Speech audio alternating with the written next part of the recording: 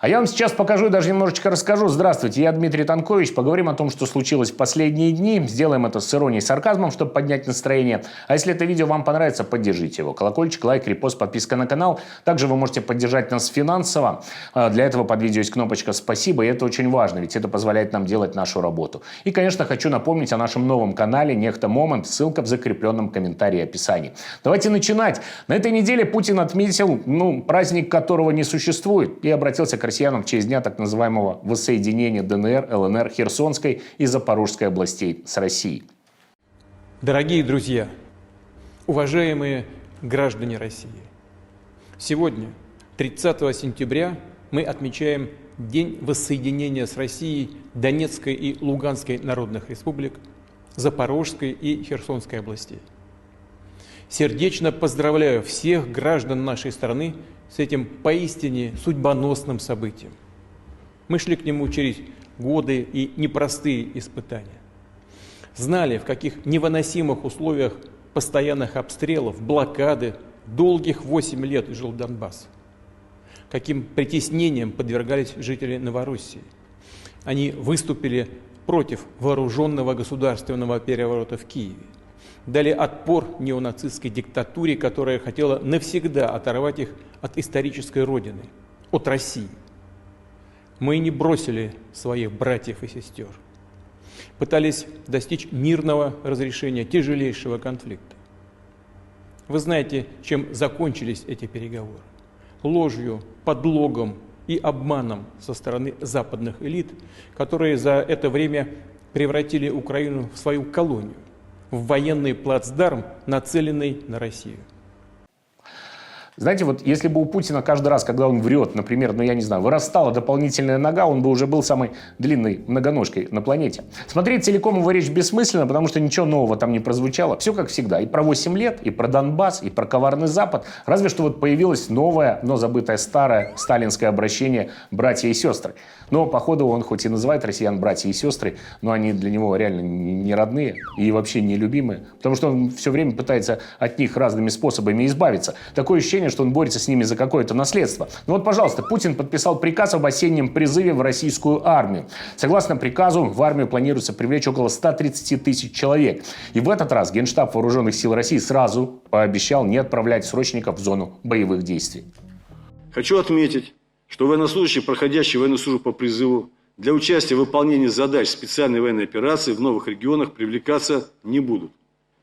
Особенностью предстоящей призывной кампании будет возможность обжалования призывниками в досудебном порядке решений, принятых призывными комиссиями. Подать жалобу в призывную комиссию субъекта Российской Федерации теперь можно в электронном виде с использованием портала госуслуги. Кроме того, сделать это можно через многофункциональный центр предоставления государственных и муниципальных услуг в письменной форме на бумажном носителе при личном приеме гражданина.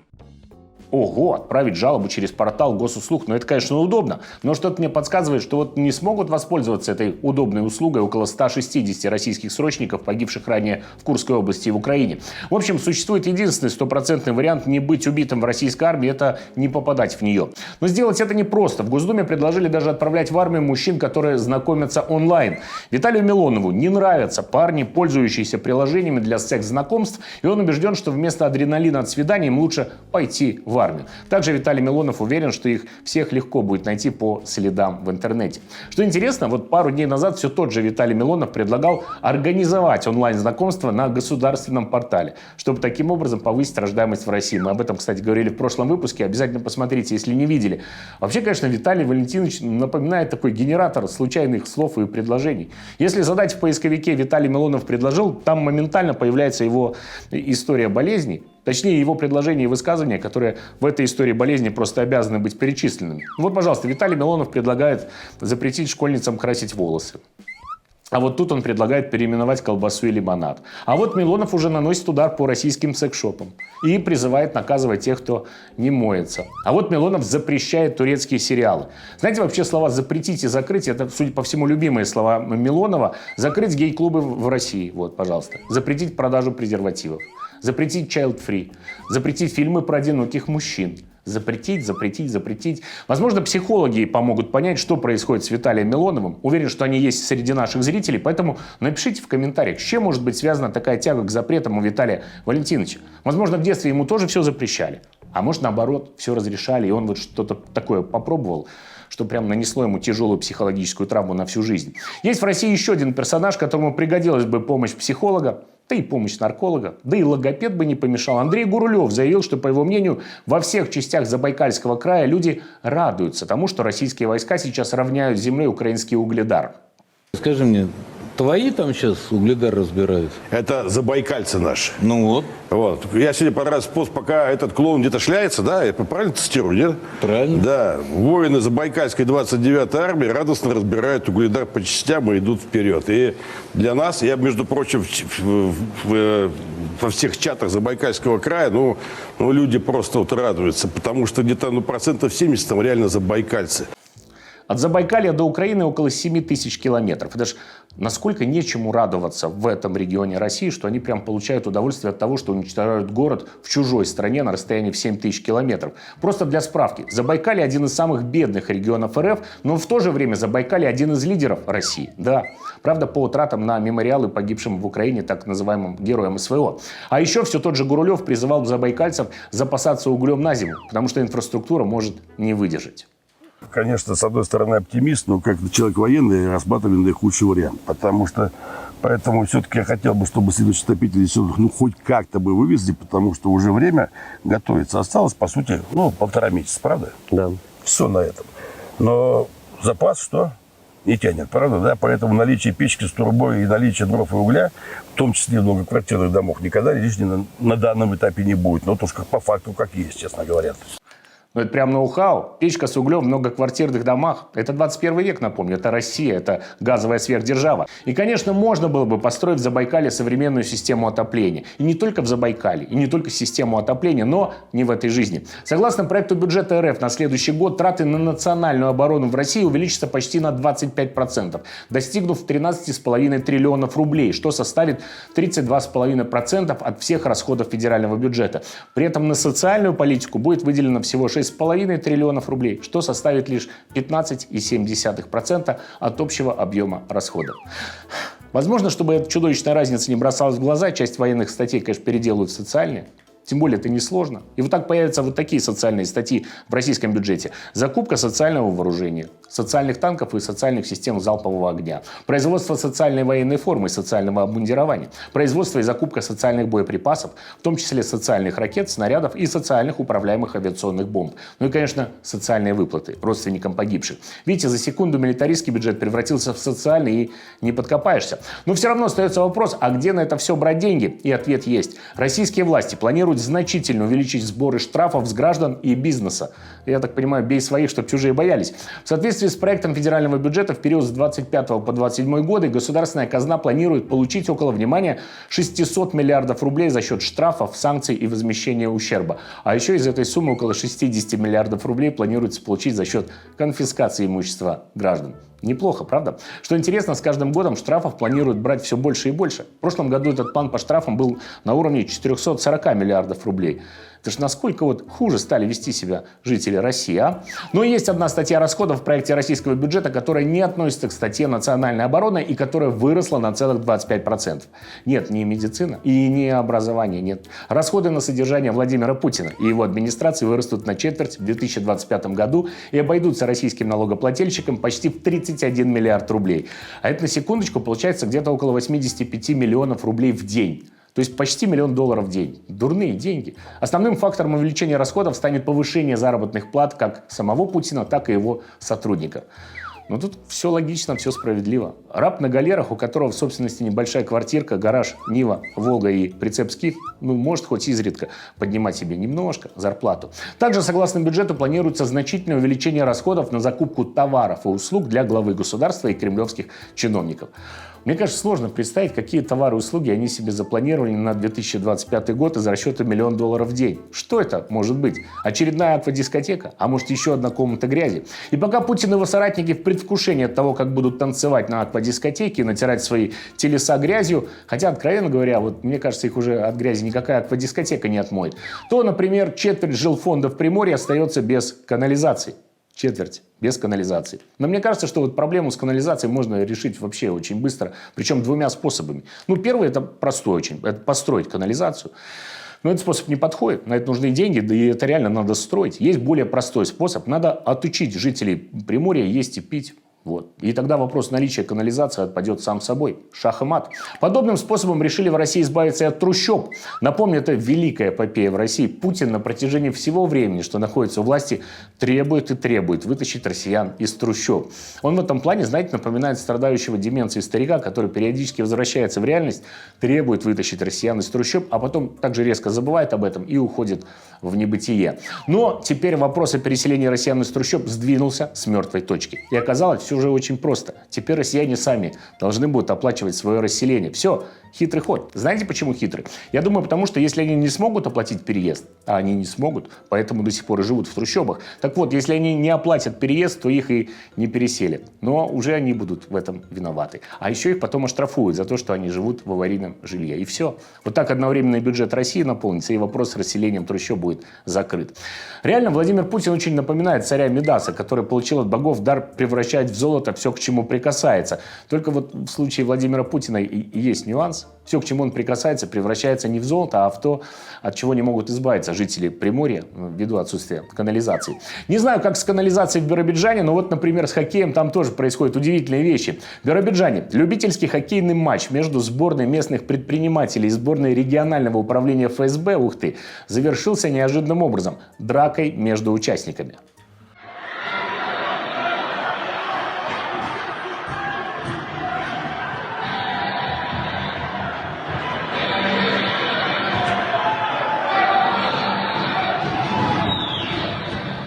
Возможно, кто-то скажет, ну и что? Драка во время хоккейного матча является нормой для хоккея, я с вами соглашусь. Но хочу напомнить, что это был матч между сборными предпринимателей и сборной ФСБ. Сам факт того, что предприниматели рискнули играть против ФСБ, говорит о том, что, видимо, уже реально накипело. Ну и главное, есть в связи с этим две новости, хорошая и плохая. Значит, хорошая заключается в том, что предприниматели начистили лица чекистам. Так держать. А плохая новость, что после матча их арестовали сначала на 48 часов, а потом суд продлил содержание под стражей еще на 72 часа. Задержаны 5 игроков, вратарь сборной предпринимателей. Против них возбудили, внимание, уголовное дело о хулиганстве, совершенное группой лиц по предварительному сговору, связанному с сопротивлением представителю власти. Теперь задержанным грозит до 7 лет. Нормально поиграли. Я и не знал, что в российском хоккее такие жесткие новые правила. Обычно за нарушение в хоккее удаляют на 2 минуты. Ну, иногда до конца матча. Еще реже на несколько матчей. А тут 7 лет. И не на скамейке штрафников, на нарах. Но справедливости ради стоит заметить, что вот когда команда предпринимателей играет против ФСБ, там же сразу понятно, кто победит. Нет интриги. Было бы гораздо интереснее наблюдать за хоккейным матчем, я не знаю, между командами ФСБ и командой спецназа Ахмат. Или ФСБ против Росгвардии. Я бы им даже разрешил брать на лед не только клюшки, но и стволы. И тогда, например, матч сборных ФСБ против МВД России получился бы коротким, да, коротким, но зрелищным. А еще мне теперь стало окончательно понятно, почему, когда в хоккей играют Лукашенко или Путин, там драк не бывает. Их команды всегда выигрывают. Потому что, мало ли что, в таком матче 7 лет давать не будут. Там просто в раздевалке расстреляют и все. От хоккея перейдем к лыжным гонкам. Президент Федерации лыжных гонок России Елена Вяльбе высказала свое возмущение по поводу запрета на участие российских спортсменов в международных соревнованиях. Что должно случиться, чтобы Россию вернули наконец-то уже к соревнованиям, не только олимпиадам, в целом, чтобы участвовали спортсмены наши под флагом и гимном? Мне кажется, если бы мы какую-нибудь серьезную бомбу кинули в центр Лондона, уже бы все закончилось, и нас бы уже везде пустили. Ого! Нет, логика, конечно, железная. Вот так собирается Международный олимпийский комитет. Кто-то говорит, ребят, Россия Лондон ядерной бомбой расфигачила. И все такие, ну что ж, ну да, давайте, да, конечно, давайте возвращать российских спортсменов на международные соревнования. Но давайте разберемся вообще, почему так считает Елена Вяльбе. Я люблю, когда страна сильная. И, наверное, вот в нашей силе, да, вот как раз и раздражение всего мира. Поэтому Когда? Да не надо загадывать. А рано или поздно все равно, конечно, пустят. Им тоже некуда деваться, потому что это вечно не может быть. Наверное, с год назад я говорила, ну вот по окончании СВО. Теперь я понимаю, что даже по окончании СВО быстро ничего не произойдет. Это правда удивительная логика. Им так хочется, чтобы их любили, что они даже ради этого готовы уничтожать и города, и их жителей. Потому что после этого их, конечно, точно полюбят. Это прям логика мужика-алкаша, который по этой же причине каждый день лупит свою жену. Но Лондон может быть спокоен. Если бы Россия действительно хотела нанести ядерный удар по этому городу, то перед этим жители британской столицы увидели бы огромную очередь из автомобилей с детьми, женами и любовницами российских чиновников и пропагандистов, которые бы попытались покинуть перед этим Британию. Странно вообще, что Россия до сих пор не обвинила британские власти, что это они удерживают этих детей, жен и любовниц на своей территории в качестве заложников. Если Елена Вяльби делает только первые шаги в новой логике современной России, то певец-шаман, в честь которого недавно даже выпустили новый аромат духов, мы об этом говорили в прошлый раз, посмотрите. Так вот, шаман ответил на критику, почему он до сих пор пользуется западными гаджетами и ездит на западных авто. Культуру России заблокировать невозможно. Без этого культурного наследия, фундамента, мир не был бы таким, каким сейчас мы его знаем. И когда мне предъявляют некоторые мои недоброжелатели о том, что ну как же, он же русский, а что же у него там, это там не знаю, там телефон американский, там машина немецкая, или там еще что-нибудь, ну, и вот в таком вот ключе, в духе. А я отвечаю, я понимаю, что очень просто. Мы же ведь не знаем, а может быть создатели этих американских телефонов, создатели этих технологий, или создатели этих автомобилей, или создатели чего-то. А может быть они вдохновлялись произведениями там Петра Ильича Чайковского, когда они создавали этот телефон. Или там произведениями там Достоевского или Булгакова, которые по всему миру известны. Может быть, тогда бы без этих произведений вообще этих технологий не было и этих телефонов не было. Попробуйте просто подумать об этом. Мы же не знаем, как это было и чем люди вдохновлялись. А русская культура, великая культура, она просочилась абсолютно во все аспекты мира, обогнула весь земной шар. И более того, я считаю, что люди, которые живут в России, самые свободные люди в мире. Самые свободные люди в мире? Нам снова нужна помощь Владимира Вольфовича Жириновского.